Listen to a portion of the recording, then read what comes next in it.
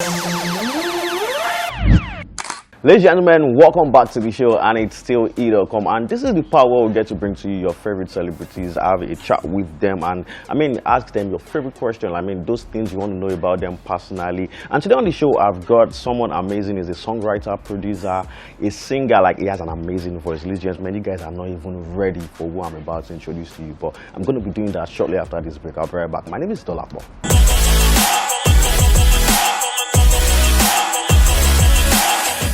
Ladies and gentlemen, welcome back. So like I said earlier, I've got someone amazing right here with me. I'm going to be talking to a songwriter, producer, and a singer with an amazing voice, like I said earlier. Ladies and gentlemen, welcome, Kent Edunjobi. How you doing, bro? I'm good, thank you, bro. Yeah. It sounds really cool. Yeah, he's a cool person, so you can even tell from his kind of music. So let's go way back for you. How did it all start for you, music? Because everybody, if you ask a lot of musicians, they say, "Oh, it started for me when I was young, choir and everything." Is it also the same for you? Oh well, like I usually say, music starts from most people who do music. They get exposed majorly from the church, and that's I'm not an exception to that as well, because being growing up from in a Christian home.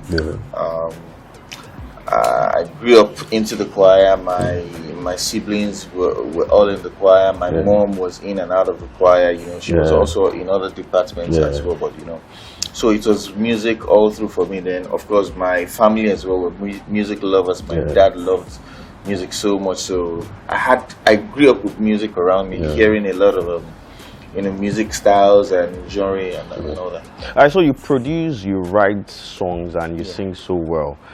Which one started first for you? Singing started. Okay. Of course, you sing from the church. Then from there you get to discover yourself. Then from singing, songwriting started. Then from songwriting, then out of I have passion aside from singing and writing songs. I enjoy hearing other people's song and having a twist to it, and that was where production came for me. So I picked up people's songs and started working, and I was like, okay, let me just pursue this. Okay, all right. So the name Kent Edunjobi, where did that come out from? Okay, so the name Kent Edunjobi, Kent, came from my own name, Kehinde. The short form of Kehinde is Ken. Yeah. So then plus. Okay. The plus is the T. Yeah. And Edunjobi is I'm a twin, so Edunjobi is more like my own. Yeah. I get it now. Because I was about to say I know your name is Kehinde Hassan. You understand? So all right, so cool. So a lot of people like this part of the world, we have the mentality that if you write songs for people, that means the artist isn't 100. That means he isn't talented.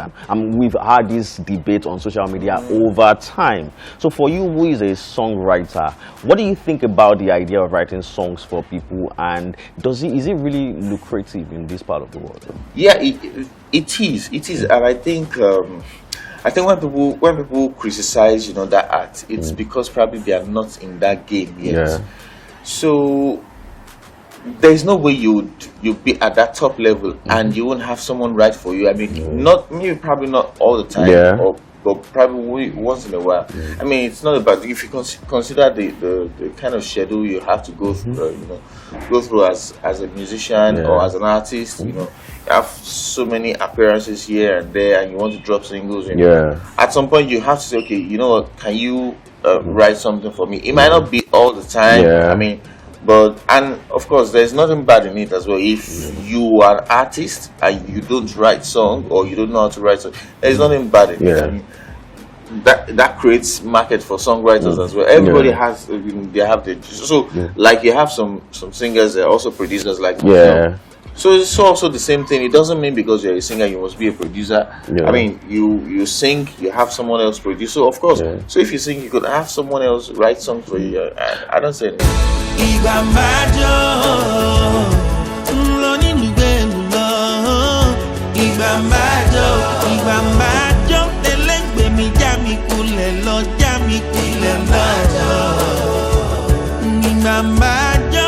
Ni mo lọ gbọ́ mọ ẹran ṣeré, ẹ ò ráyè mi lóde. All right, so talking about the songwriting market, so ideally, I know for a fact that if you're writing songs, there's always like a split sheet. Like if you write a song for someone, you have like a certain percentage of from the song. But is it the same here, or you just write someone and you just get your money and that's all?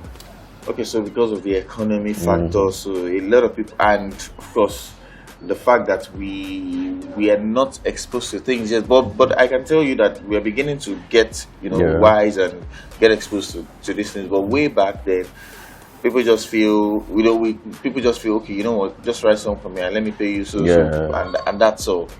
And of course, the person who is also writing the song feels, oh, because maybe the person does not have a good voice or can't sing or something like that. You feel like, and aside from that, probably the person is not even out there yet. And he's just seeing this as an opportunity. Let me quickly take this. So they tend to forget that you have a right. You still have a right on the song, even if you are being paid. You still have a split sheet. It's your intellectual property. So. But the good thing, the right thing to do is to get a lawyer. Like I used to get a lawyer help. Get a brief. After getting the brief, discuss with your lawyer. Let your lawyer know what you want. And, put your cards on the table. All right. So and this also applies to producers too, because it's also it's the same thing. It's just the whole music process and everything. Because I know way back there was a time. I'm sure you know where I'm about to talk, say now, Koga, and I mean we had an artist then, and someone produced and he was like, he's charging 300K, and at the time I was like, isn't it supposed to be that once this song comes out, whatever revenue was gathered from the old song, you guys split, and they were like, no be so, I gotta get my bar now and everything. So it got me thinking over time, and I've had friends too who are also like this, they write songs, they produce and all, and I'm asking them like, what's up? They're like, I they charge 50K, 150K, and I'm like, it doesn't really make sense to me, but I feel like, well, whatever also you are doing, do what's right for you, and if that works for them. But what you've said now would help a whole lot of people watching this out right now, and you just have to get a lawyer, like you said, and make sure you get your deals right, because Davido's album, he literally said he had to get the split sheet between himself and Ashake and everything, and that made a lot of sense, and it's giving like room for improvement in the industry, like a whole lot of ways. And it's going to expand the business side of things as well. So the songwriters, they are earning, the producers are earning, right? Everybody's happy, and of course when everybody's happy, you tend to do more great jobs. And also there's no fight at the end of the day, like that song is even bigger than what I thought. I should be getting more. Exactly. So if you have a deal in place beforehand, you can always suck the juice out of. I saw Diddy. I heard Diddy still pays. I've forgotten the man's name. He pays him $2,000 every day for sampling his song. The song he did for BIG. He pays $2,000 every day. The same thing with Burna Boy. For sampling that. So you see, the music game, the music business is a very big one and a wild one. So if you're in it, you just have to do your things right. All right. So for you, what's your music process like? Like once you are about to make a song, what's that thought process for you? What do you think about? Oh well, my thought, it's quite weird. When I'm about to make a song, I stay calm. I don't try to rush things, because I believe music is spiritual, so and you don't want to just rush into it. So for some other people, they have their own style of creating this, but I just stay calm and wait for it to come. There's a project I'm working on at the moment. It's an album, and it's don't worry, I'm still coming to that. I'm still going to ask you what you're working on. But so real quick, let's delve into the Anikulapo soundtrack. And I know you've worked with Kunle Afolayan over time. You've been responsible for a lot of the soundtracks to his movies. How did you meet him though? Okay, so I met him through Lolo. Okay. Lolo, what's Lolo, I met Lolo through a friend as well, and so I gave Lolo my CD, and Lolo will always play my songs on Wazobia. So there was this year, I think 2012, about when Mr. Kunle released Phone Swap. So he was doing radio tour. So that fateful day, it was in Wazobia FM. Yeah. So as I was going into the studio, Lolo was playing my song. So when he walked in, he heard the song and I was like, who's this guy? Aburo me is my brother. I'd like to meet him. And I met him a few months later. Then I gave him my CD, but that was all. We didn't contact. So not until 4 years later, that was 2016, he saw Lolo again, and he told Lolo that Alpha, that's your brother. I don't know how God has a way of doing this. So, he's fine. So Lolo called me and said, if she didn't even call me, I called her. I saw her on TV. I said, let me even say to this. So coincidental. Yeah, coincidental. And he said, Kunle saw me and he's asking about, really? So I tried to get his number, tried to put up calls through him, and that was all. And then we started doing stuff. Okay, all right. So let's talk about the recent one, Anikulapo. I mean, it has an album. The song, I saw it on Twitter. Like, people were like, "Who sang that song?" Like, it was. Apart from the movie was dope, obviously, and the song really did justice to the movie, because while you're watching it, the soundtrack is coming on and you are listening and you're like, what the hell? How did you come up with that? Because that's right there is evergreen. Those songs are songs that will last till eternity, even 1,000 years from now. Anyone who listens to that song and watch the movie. How did you come up with that? And I'm sure, I know, I saw pictures of you on set. So, did the surroundings while on set give you the inspiration to the song, or you already wrote the song from the script? So, for me, projects like that, especially when movie projects, if I have the opportunity, I like to at least, show face on the sets and just soak in some of the vibes, probably get inspired, or if possible, if I can be inspired by some of the things that I see. But if the opportunity is not available, it's fine. But then on this particular occasion, the film, the movie Anikulapo has always been one of Mr. Kunle's major projects, even before the whole world knew about it. So. And anybody who is close to him know that there's a particular project that is dear to his mind too. But then for going into that project fully, obviously I read the script, and after reading the script I was there on set for like 3 or 4 weeks, and I came back. But the thing is, I did a lot of research before even writing or starting my writing or production. I did a lot of research. Okay, what kind of instruments? Okay, so of course it's an indigenous film, and everybody would think, you just have to do. But then we need to consider the present day, the now and the before, like the Gen Z and so we needed to have the right balance, to think. So I did a lot of research, lyrics,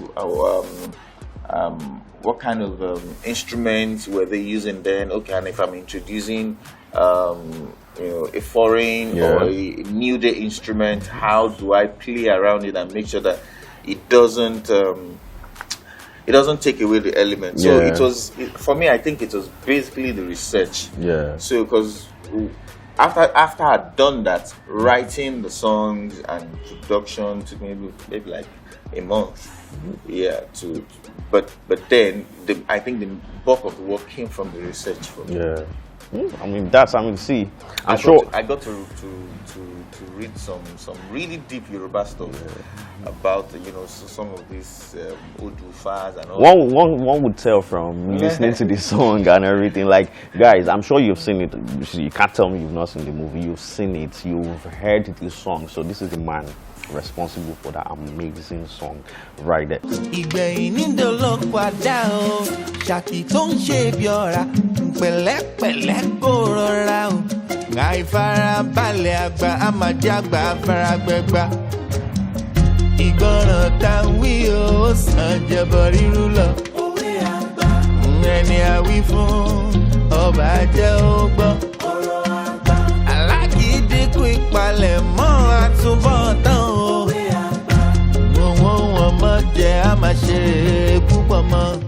So let's talk about copyrights in, I mean, the industry. We just spoke about Bonner, PDD and everything.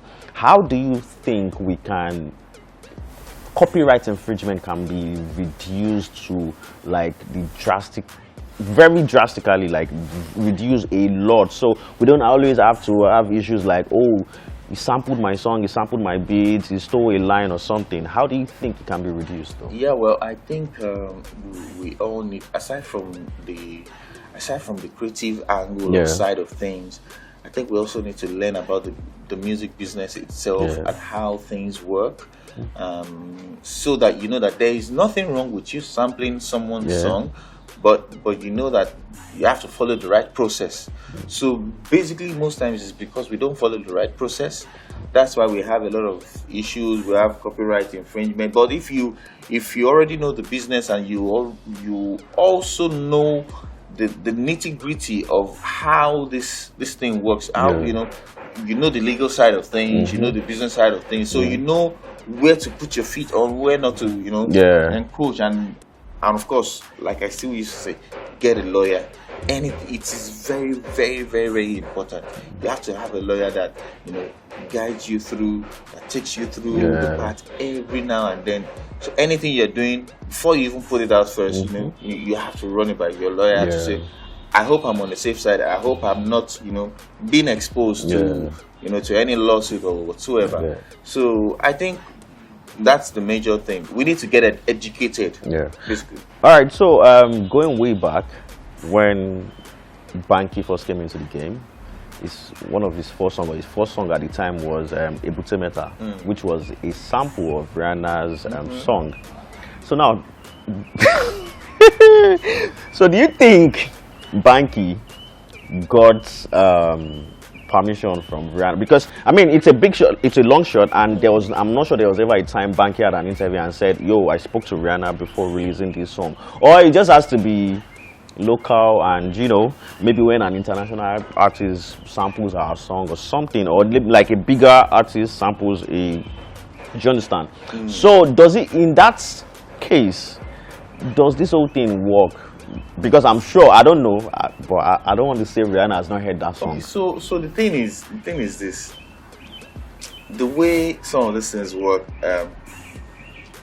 you need to also consider the fact that way back then, when Banky came into the scene, our music, the music industry was already growing, but not as much as this. So it's possible that the spotlight wasn't on Nigeria as it is right now, where you have the Thames, the videos, and the big show. So it's possible that probably Rihanna must have heard the song. So I'm working on several projects, but the one I'm working on right now is I'm trying to release an EP. We're at the production stage, so I'm trying to also fix some collaborations. I'm not going to mention them now. I was going to ask you about. Don't worry. Don't worry. I promise you guys, I will find out. So it's going to be dropping soon, and we're going to be having a concert that goes along with it. So I'm very soon we're going to put up an announcement, for the date, but it's definitely happening this year. Okay, all right. So so I still see, I'm so much interested in songwriting, because I feel like that's one of the most important parts of creating music, right? So for you, have you written? I mean, obviously you've written songs for people. So do you mind sharing some of the people you've written songs for? Okay, so I wrote a couple of songs. I wrote a song for Lolo. Okay. She released the single sometime. I mean, that was what even made us got closer. I wrote a song for a guy in Ghana, Chris Royale. I think I've heard that. You've heard, Who else? I can't remember, but those two. All right. So producing for you, producing, songwriting, and like singing, which is so close to your heart, which takes a toll on you, like which takes a whole lot, like your emotions, physically, spiritually, mentally, which takes a whole lot for you? I it's really hard to say which, but they hit differently. Yeah, they hit differently. I mean, for production, I mean, it takes a lot. I put my emotions to it, my sleep, my everything to it, and it's more like you're walking backwards in the sense that I've seen the end product, and I'm trying to to walk towards. So at times you might it's just like you're walking on a rope. So you get at times you almost want to lose your feet. Definitely. But it's there to me. And for songwriting, things I consider my reputation, my my efforts and everything. I make sure that I mean it's one of my strong points. Yeah. And at every point in time, I want to put my best foot, forward. So I always make sure that I give it my all. Yeah. Friends in the industry, I feel like what I tell like personal people, I mean, Slasher, I've had this conversation over time with him where like this industry, nobody is loyal, right? People get close to you because they need something from you at the time. So for you, would you say you have friends? And who are those your friends? Oh, well, I won't say I have friends, and I won't say I don't have friends. I mean, everybody's my friend, but I do things with my head. Yeah. I don't get carried away. So if I'm doing anything for anybody, I'm doing it not because you're asking me to do it for you. I'm doing it because I just want to do it for you. And I'm not waiting for anything in return or expecting anything in return, so that I don't get or I don't feel bad or feel hurt. That if something happens, of